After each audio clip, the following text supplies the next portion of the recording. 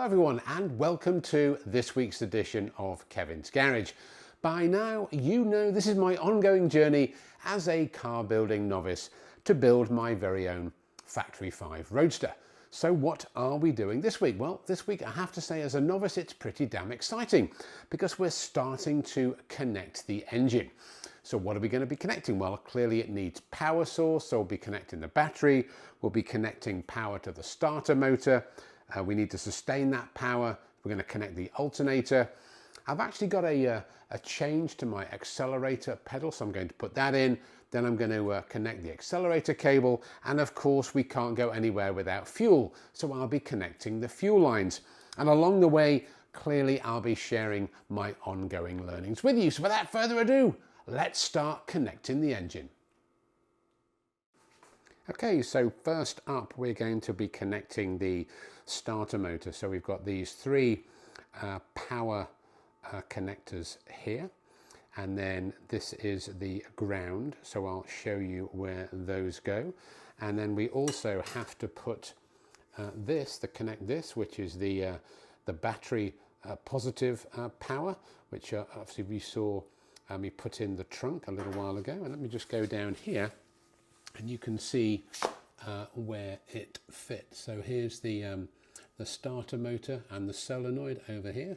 So we're putting the red wires on this large terminal here, and then we're putting the smaller ground on here. But we've also got a different type of terminal. So I'm just going to change that before I fit it, and then I'll show you what it looks like.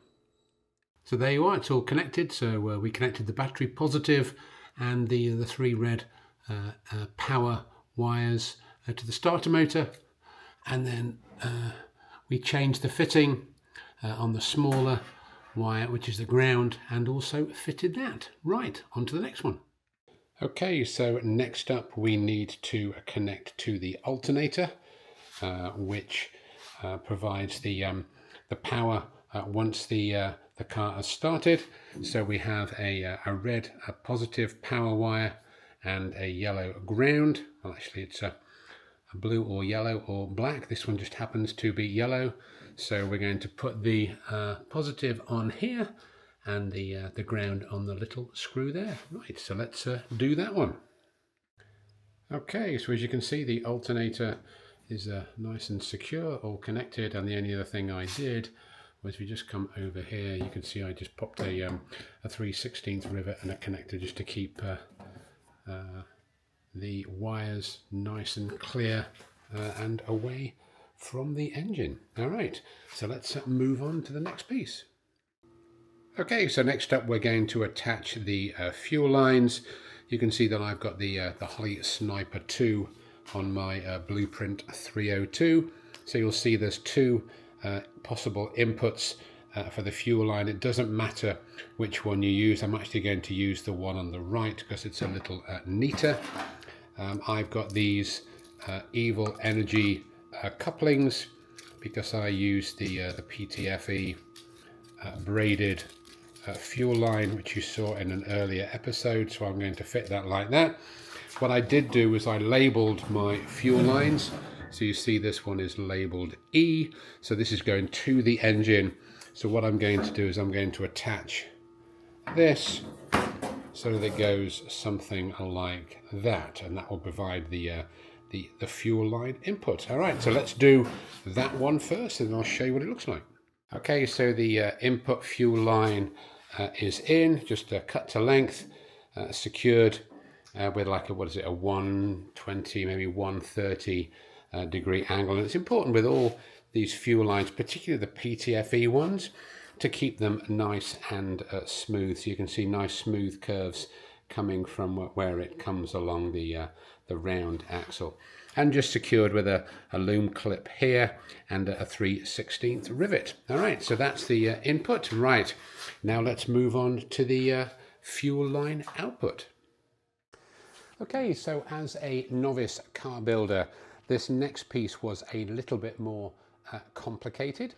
So what I learned was that with any high performance engine, particularly when you're using a fuel injection system, and this is certainly true of the Sniper 2, it's very important to use a fuel pressure regulator, which basically ensures that whatever you're doing, you're getting the most appropriate, consistent pressure to the fuel injection system so that it maximizes your potential performance. So this is what I picked up. So I did my research and I picked up something which I thought was very appropriate for my Blueprint 302. So this is just from Aeromotive.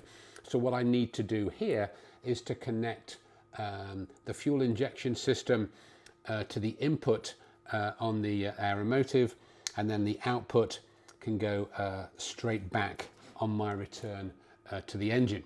So that's what we're going to do next. We're going to monitor it, install it somewhere around here on the firewall. So let's get that put in, and we'll take a look and see what it looks like. Okay, so you can see now I've completed the return side.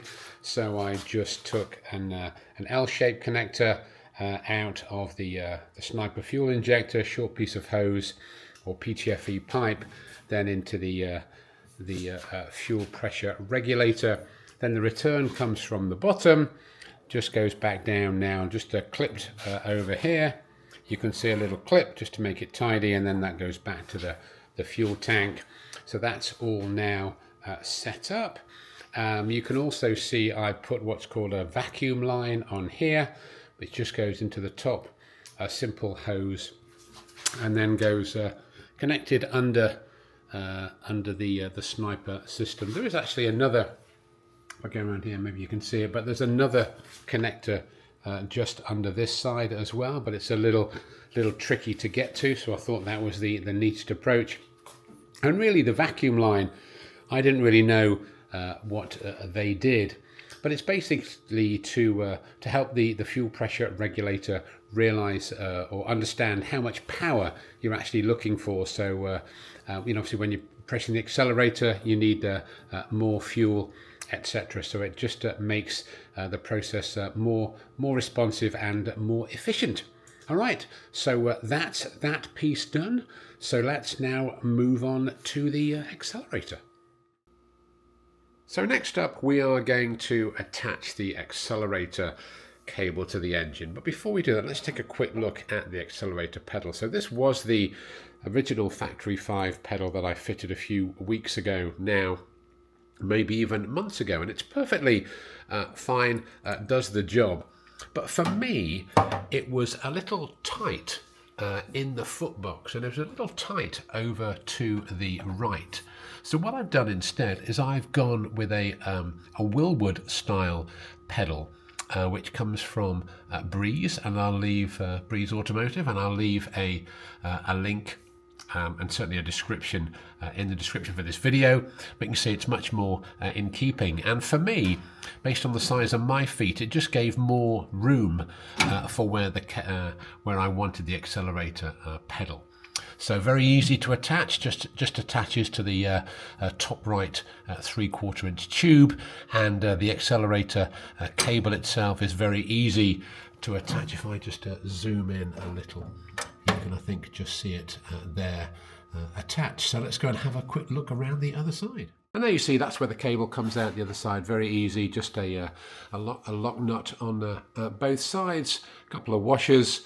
So that's where we are. So let's now move on and start to attach the cable to the engine. So the first thing we do with the Sniper system to attach the accelerator cable is to use one of these brackets. So the more research I did, I found that lots of videos exist out there, and lots of individuals fit these, particularly to cars that race. Not that this is going to be racing by any means, but because they enable a much smoother opportunity to move and to pull on the accelerator. So it just really is a bracket to enable that to happen. So certainly They're pretty easy to pick up through from places like Amazon and eBay. Lots of different varieties, but this was just one recommended by a friend of mine. Went to the build school with Jim. So if you're out there, Jim, thank you again. And you can catch Jim on his YouTube channel, the Roadster Experience. All right, so that's the first piece. Now let's add the next piece of the bracket. Okay, so next up we add this little bracket here, which just fits onto this little track like so. So you've got two little hex bolts with washers like that, and then underneath you have another washer. Just try and get one of these on.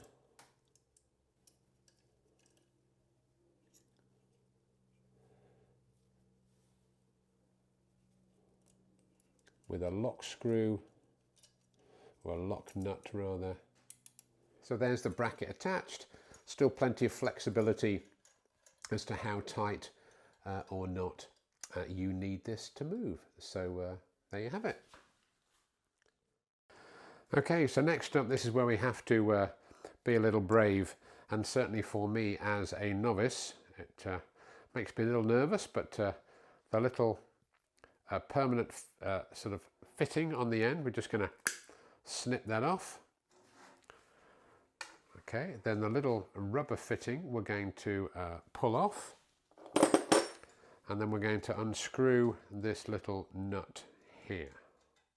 Okay, so then what we do, oh, sorry camera, hopefully you're in the right spot, is we're going to go back and we're going to put that fitting in there, hold on to the wire and fasten up the nut.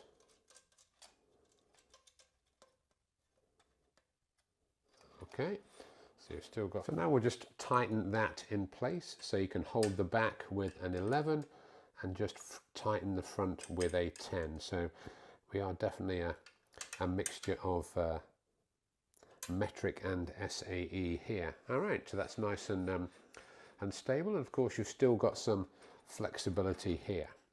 Right, let's look at the next stage. Okay, so the final piece is to take your little fitting for the end of the accelerator, and there's a little lock nut on it here, which is exactly the same as comes with the pedal as well. So I just change that around so it's on the top, so it makes it just easier to use. And then you simply choose one of these holes that you think is the best. I think maybe this one here, and then just tighten that up. And I think for me that is a I love this nice balance of metric. I think that's a 5/16 on there, and then a number 10 on the bolt, I think that is. Right, so let's tighten that up. Okay, so the final piece is, we've actually just put the little rubber connector back on here. So you take the wire and you push it into the connector here, and then there's a little lock nut, and you just tighten that lock nut.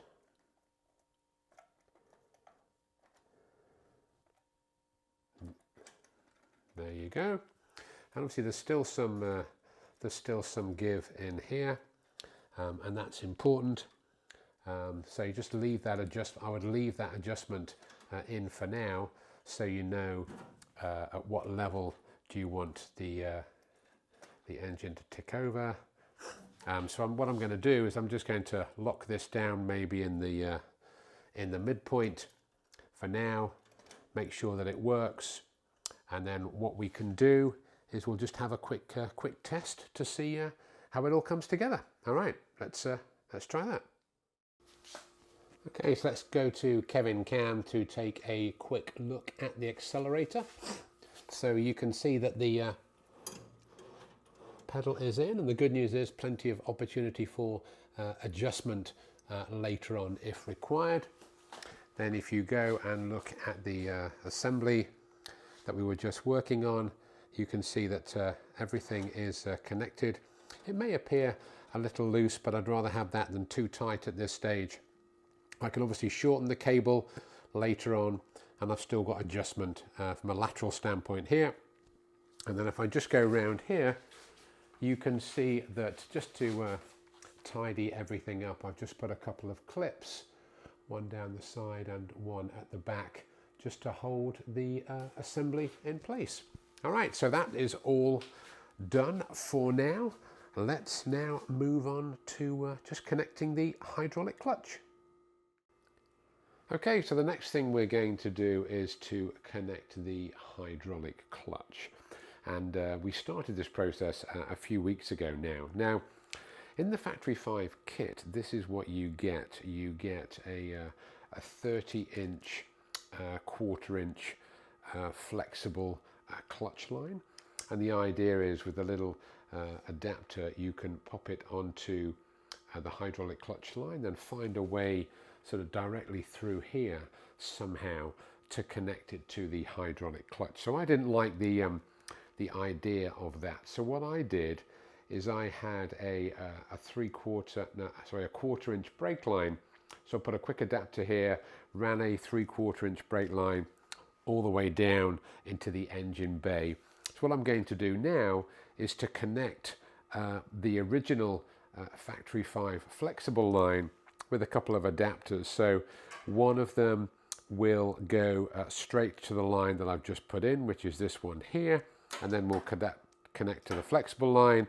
And then the other one is an elbow, and I'll show you this a little bit later, which will again connect to the this line here to the end of the 30-inch line, and will then connect directly to where the hydraulic clutch comes out, well, the clutch in the transmission. So that's what I'm going to do. So let's get started. Okay, so the hydraulic clutch cable is all installed. Just a refresher, comes out of the master cylinder on the right, then it comes down through that slot with the brake cable, follows along, and then you pick up down here with the flexible cable just down there, which is perfect. And then that flexible cable will just go round the car, then joins, oh, if I can stop this thing behaving, just joins down there. Yes, there you can see it on the right hand side. I'll put a photo by the side of it.